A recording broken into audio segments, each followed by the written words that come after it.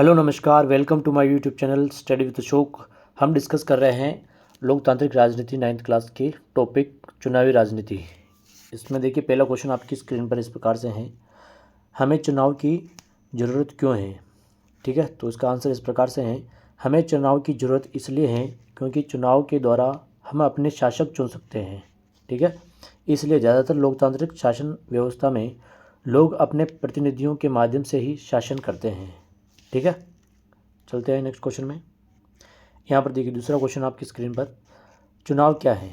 ठीक है, तो जिसमें लोग एक नियमित अंतराल पर अपने प्रतिनिधियों को चुन सकें तथा सभी इच्छा हो तो उन्हें बदल भी सकें, इसी व्यवस्था को क्या कहते हैं, चुनाव कहते हैं। ठीक है, चलते हैं नेक्स्ट क्वेश्चन में। क्वेश्चन नंबर 3 आपकी स्क्रीन पर, चुनाव में मतदाता किस प्रकार से चुनाव करते हैं। तो यहाँ पर देखिए चुनाव में मतदाता कई प्रकार से चुनाव कर सकते हैं। तो किस प्रकार से, यहाँ पर देखिए पॉइंट है। पहला है, वे सरकार बनाने और बड़े फैसले करने वाले को चुनाव कर सकते हैं। वे अपने लिए कानून बनाने वाले का चुनाव कर सकते हैं। तीसरा हो गया, वे सरकार तथा उसके द्वारा बनाने वाले कानून का दिशा निर्देश करने वाली पार्टी का चुनाव कर सकते हैं। ठीक है, ये पॉइंट हो चुके हैं। चलिए नेक्स्ट क्वेश्चन, यहाँ पर क्या लिख रखा है, चौथा क्वेश्चन, चुनाव लोकतंत्र चुनाव की न्यूनतम शर्तें क्या हैं। तो यहाँ पर देखिए लोकतंत्र में जो चुनाव होते हैं उनकी न्यूनतम शर्तें क्या क्या हैं, यहाँ पर देखिए। तो यहाँ पर पहला पॉइंट है, पहला, हर किसी को चुनाव करने की सुविधा होनी, हर किसी को मताधिकार प्राप्त हो, किसी को मताधिकार को मत का समान मोल हो। ठीक है, जो वोट दे रहे हैं उनके सभी को जो वोट का अधिकार है वो समान है। ठीक है, नेक्स्ट पॉइंट। दूसरा, चुनाव में कुछ विकल्प उपलब्ध हो, पार्टियों तथा उम्मीदवारों को चुनाव में उतरने की पूरी आज़ादी हो तथा वे मतदाताओं के लिए विकल्प पेश करें। ठीक है, तीसरा पॉइंट देखिए, चुनाव का अक्सर नियमित अंतराल पर उपलब्ध हो, नए चुनाव कुछ वर्षों में जरूरी कराए जाने चाहिए। ठीक है, आगे चलिए नेक्स्ट पॉइंट पे। चौथा पॉइंट यहाँ पर क्या है, यहाँ पर देखिए चौथा पॉइंट है, लोग जिन्हें चाहे वास्तव में चुनाव उसी का चुनाव होना चाहिए। ठीक है, पांचवा, चुनाव निष्पक्ष एवं स्वतंत्र ढंग से कराए जाने चाहिए जिससे लोग सचमुच अपनी इच्छा से अपने उम्मीदवार को चुन सकें। ठीक है, चलते हैं हम नेक्स्ट क्वेश्चन पर। पांचवा क्वेश्चन आपकी स्क्रीन पर इस प्रकार से है, क्या लिख रखा है, लोकसभा तथा विधानसभा के चुनाव कितने वर्षों के बाद होते हैं। ठीक है, तो ये 5 वर्षों के बाद होते हैं। ठीक है, आम चुनाव किसे कहते हैं, तो आम चुनाव उसे कहते हैं सभी चुनाव क्षेत्रों में एक दिन अथवा एक छोटे अंतराल में अलग अलग चुनाव होते हैं, उसे क्या कहते हैं, आम चुनाव कहते हैं। बात करें उपचुनावों की, उपचुनाव किस प्रकार से हो सकते हैं। तो यहाँ पर उपचुनाव देखिए, उपचुनाव किसे कहते हैं, तो कई बार केवल एक क्षेत्र में चुनाव जो किसी सदस्य की मृत्यु तथा इस्तीफे से खाली हुआ होता है और उस पर चुनाव कराए जाते हैं, तो उससे क्या कहते हैं, उपचुनाव कहते हैं। ठीक है, आगे देखिए, निर्वाचन क्षेत्र किसे कहते हैं। ठीक है, चुनाव के उद्देश्य से पूरे देश को अनेक क्षेत्रों में बांटा गया है जिन्हें क्या कहते हैं, निर्वाचन क्षेत्र कहते हैं। ठीक है, आगे चलिए। 9 नंबर क्वेश्चन आपकी स्क्रीन पर इस प्रकार से हैं, देखिए, लोकसभा चुनाव के लिए भारत को कितने निर्वाचन क्षेत्र में बांटा गया है, तो 543 क्षेत्रों में बांटा गया है। संसद सदस्य किसे कहते हैं, प्रत्येक क्षेत्र में चुने गए प्रतिनिधि को संसद सदस्य कहते हैं। ठीक है, यहाँ पर देखिए, लोकतांत्रिक चुनाव की एक महत्वपूर्ण विशेषता लिखी है, इसमें क्या है, सबसे महत्वपूर्ण व्यवस्था, हर वोट का बराबर मूल्य है। ठीक है, सभी को जो वोट देते हैं वो समान मूल्य है उनका। आगे चलिए, 12वां क्वेश्चन आपकी स्क्रीन पर, विधायक किसे कहते हैं, यानी विधानसभा की सीटों से निर्वाचित प्रतिनिधि को क्या कहते हैं, विधायक कहते हैं। ठीक है, यहाँ पर देखिए 13वां क्वेश्चन, निर्वाचन क्षेत्रों को सीट क्यों कहा जाता है, क्योंकि हर क्षेत्र संसद अथवा विधानसभा की एक सीट का प्रतिनिधित्व करता है। ठीक है, जो उस सीट से जीतता है वो क्या करता है, उस सीट का प्रतिनिधित्व करता है, इसलिए विधानसभा या संसद की जो सीट होती हैं उसी को निर्वाचन क्षेत्र की सीट कहा जाता है। ठीक है, आगे देखिए क्वेश्चन नंबर 14 आपकी स्क्रीन पर क्या लिखा रहता है, लोकसभा की अनुसूचित जातियां तथा अनुसूचित जनजातियों के लिए कितनी सीटें आरक्षित है। तो यहाँ पर देखिए लोकसभा की अनुसूचित जातियों के लिए 84 सीटें और अनुसूचित जनजातियों के लिए 47 सीटें आरक्षित है। ठीक है, 2019 के चुनाव के माध्यम से। ठीक है, आगे चलिए 15वां क्वेश्चन आपकी स्क्रीन पर, मतदाता सूची या वोटर लिस्ट किसे कहते हैं। तो यहाँ पर देखिए बेसिक सा क्वेश्चन है, लोकतांत्रिक चुनाव में मतदान की योग्यता रखने वाले लोगों की सूची चुनाव से काफ़ी पहले बना ली जाती हैं और हर किसी को दे दी जाती हैं, जिसे आधिकारिक रूप से चुनाव सूची कहते हैं और आम लोग चाल में इसे वोटर लिस्ट भी कहते हैं। ठीक है, आगे चलते हैं। क्या क्या कारण है कि क्वेश्चन नंबर 16 है आपकी स्क्रीन पर, क्या कारण है हर चुनाव से पहले मतदाता सूची को सुधारा जाता है। तो यहाँ पर देखिए सभी सूक्ष्म मतदाताओं का नाम मतदाता सूची में शामिल हो, ये व्यवस्था करना सरकार की जिम्मेदारी है। चूँकि हर अगले चुनाव में गए लोग मतदाता अपनी उम्र में आ जाते हैं, इसलिए हर चुनाव से पहले मतदाता सूची को सुधार जाता है। ठीक है, आगे चलिए नेक्स्ट क्वेश्चन में, वोट डालने का अधिकार होने के लिए व्यक्ति की उम्र कितनी होनी चाहिए। 18 वर्ष। ठीक है, आगे चलिए क्वेश्चन नंबर 18 में यहाँ पर देखिए उम्मीदवार बनने की न्यूनतम उम्र कितनी होनी चाहिए, यानी जो चुनाव में भाग ले रहा है, ठीक है, चुनाव के लिए उम्मीदवार खड़ा हो रहा है तो उसकी उम्र कितनी होनी चाहिए, न्यूनतम 25 वर्ष। ठीक है, टिकट किसे कहते हैं, यानी पार्टी के मनोनयन को सामान्य भाषा में टिकट कहते हैं। ठीक है, आगे चलिए आगे नेक्स्ट क्वेश्चन है 20वां, प्रत्येक उम्मीदवार को चुनाव में खड़े होने के लिए किन चीज़ों का विवरण देना पड़ता है। तो यहाँ पर देखिए इम्पोर्टेंट है, तो निम्न प्रकार से उनको विवरण देना पड़ता है। तो पहला क्या है, यहाँ पर देखिए पहला पॉइंट है आपकी स्क्रीन पर, उम्मीदवार के खिलाफ चल रहे गंभीर और आपराधिक मामले, ठीक है, उनका विवरण देना पड़ेगा। दूसरा हो गया उम्मीदवार की शैक्षिक योग्यता। ठीक है, तीसरा हो गया उम्मीदवार तथा उसके परिवार के सदस्यों की संपत्ति और देनदारियों का ब्यौरा। ठीक है, किस किस को दे रखा है उनके बारे में विवरण होना चाहिए। आगे चलिए क्वेश्चन नंबर 21, हमारे देश में उम्मीदवारों की अंतिम सूची की घोषणा होने तथा मतदान की तारीख के बीच कितना समय चुनाव प्रचार के लिए दिया जाता है। लगभग 2 सप्ताह। ठीक है, 22वां क्वेश्चन आपकी स्क्रीन पर, इंदिरा गांधी के नेतृत्व करने वाली कांग्रेस पार्टी ने 1971 के लोकसभा चुनाव के दौरान कौन सा नारा दिया था। तो कौन सा नारा दिया था, गरीबी हटाओ। गरीबी हटाओ का नारा किसने दिया था, इंदिरा गांधी ने 1971 में दिया था। ठीक है, आगे चलिए 1977 में वापस चुनाव हुए थे, उस वक्त लोकसभा चुनाव में जनता पार्टी ने कौन सा नारा दिया था। ठीक है, जनता पार्टी ने कौन सा नारा दिया, लोकतंत्र बचाओ का नारा दिया था। ठीक है, आगे चलते हैं 24वां क्वेश्चन आपकी स्क्रीन पर, वामपंथी ने 1977 में हुए पश्चिमी बंगाल विधानसभा चुनाव में किसका नारा दिया था। तो उसने दिया था जमीन जोतने का। जिनमें लिख रखा है जमीन जोतने का उन्होंने नारा दिया था। ठीक है, आगे चलिए 25वां क्वेश्चन, 1983 के कांग्रेस आंध्र प्रदेश के विधानसभा चुनाव के दौरान तेलुगु देशम पार्टी के नेता एन.टी. रामाराव ने किसका नारा दिया था।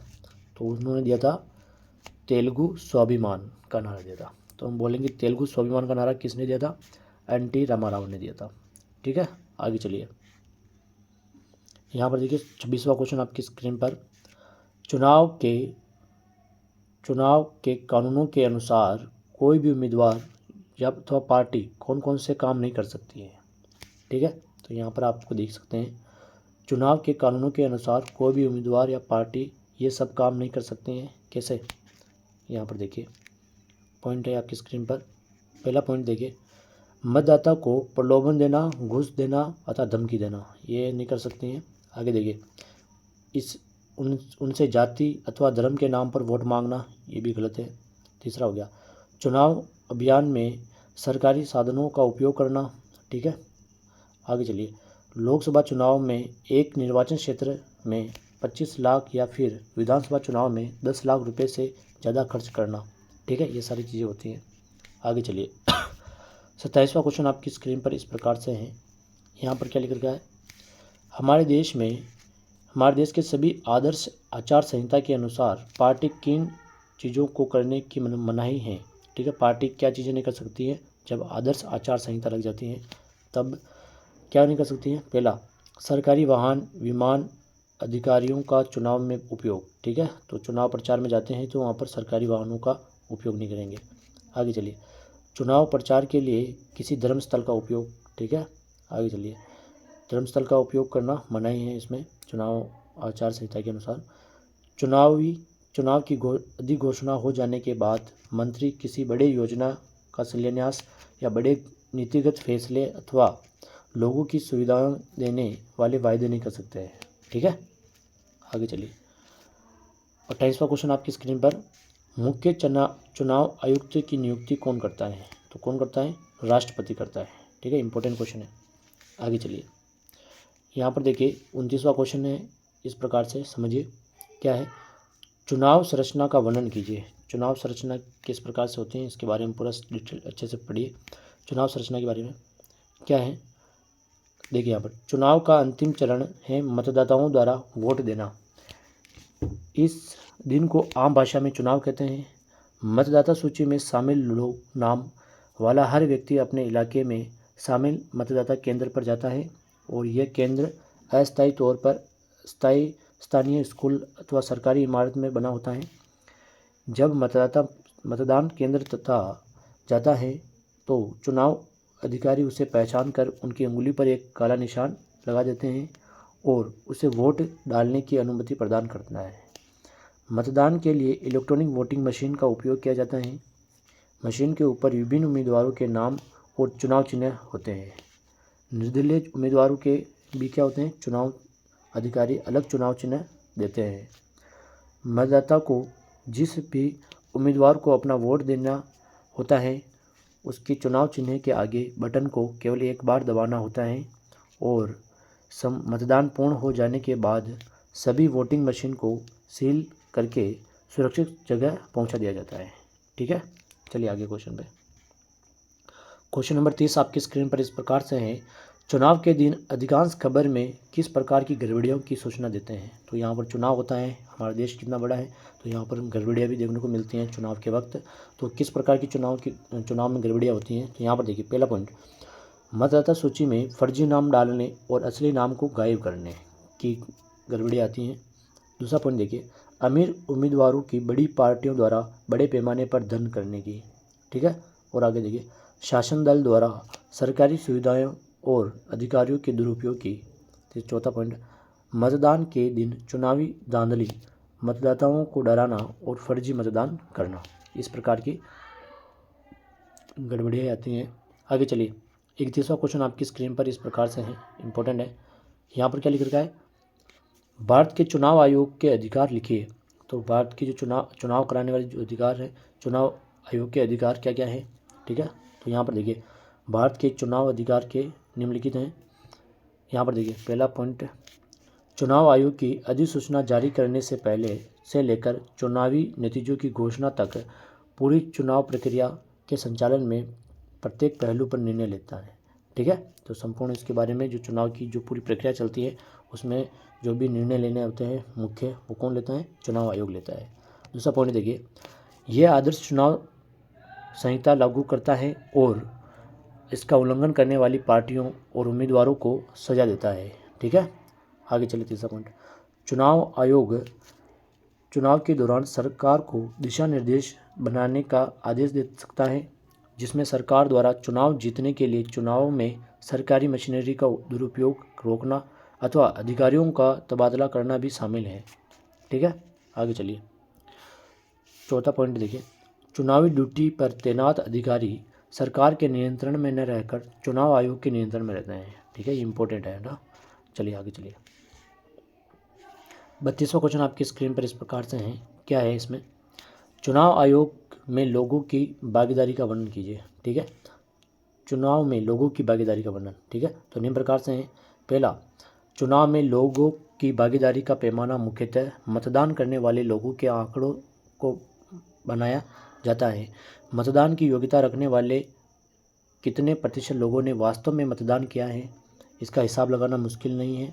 पिछले 50 वर्षों में यूरोप और उत्तरी अमेरिका के लोकतांत्रिक देशों में मतदान का प्रतिशत काफ़ी गिरा है। भारत में ये या तो स्थिर रहा है या फिर ऊपर गया है। ठीक है। आगे चलिए, दूसरा पॉइंट क्या लिख रखा है यहाँ पर। दूसरा पॉइंट, भारत में अमीर और बड़े लोगों की अपेक्षा गरीब, निरंतर और कमज़ोर, निरक्षर और कमज़ोर लोग ज़्यादा संख्या में मतदान करते हैं। तीसरा पॉइंट देखिए, तीसरा पॉइंट क्या है यहाँ पर, इसमें देखिए, भारत में आम लोग चुनाव को बहुत ज़्यादा महत्व देते हैं। उन्हें लगता है कि चुनाव के जरिए ही राजनीतिक दलों पर अपने अनुकूल नीति तथा कार्यक्रमों के लिए दबाव डाल सकते हैं। उन्हें लगता है कि देश के शासन संचालन के तरीके निर्धारित करने में उनके वोट बहुत महत्व है। ठीक है। आगे चलिए, चौथा पॉइंट, चुनाव में ज़्यादा मतदाताओं ने किसी न किसी प्रकार की भागीदारी जरूर की है। आधे से ज़्यादा लोगों ने स्वयं को किसी न किसी दल के नज़दीक बताया है। ठीक है। तो यहाँ पर इस प्रकार से पता चलता है। आगे देखिए इस प्रकार से। ठीक है, आप इस पेज पर देख सकते हैं भारत का नक्शा है और यहाँ पर लोकसभा निर्वाचन क्षेत्र है। ठीक है। कुल क्षेत्र कितने हैं, 543। सामान्य की कितनी सीटें हैं, जिसमें 412 है। आरक्षित अनुसूचित जाति की कितनी है, 84। और आरक्षित अनुसूचित जनजाति की कितनी है, 47। तो यहाँ पर ग्रीन कलर में जो दिख रही है वो कौन सी है, अनुसूचित जनजातियों का क्षेत्र है। और रेड कलर में दिख रहा है वो क्या है, आरक्षित अनुसूचित जाति के लिए। ठीक है। वाइट में है जो सामान्य क्षेत्र है। ठीक है। तो यहाँ पर जो नीचे दे रखे हैं हमारे को राज्य दे रखे हैं और उनके सामने निर्वाचित क्षेत्र दे रखे हैं। तो यहाँ पर देखिए सबसे बड़ा उत्तर प्रदेश में, देखिए उत्तर प्रदेश में सबसे ज़्यादा 80 हैं और इधर केंद्र शासित प्रदेश है जिसमें इनके निर्वाचित क्षेत्र हैं। तो आप इनके मुख्य पॉइंट को याद कर सकते हैं। ठीक है। तब तक के लिए जय हिंद, जय भारत। मिलेंगे नेक्स्ट वीडियो में। ठीक है। ओके।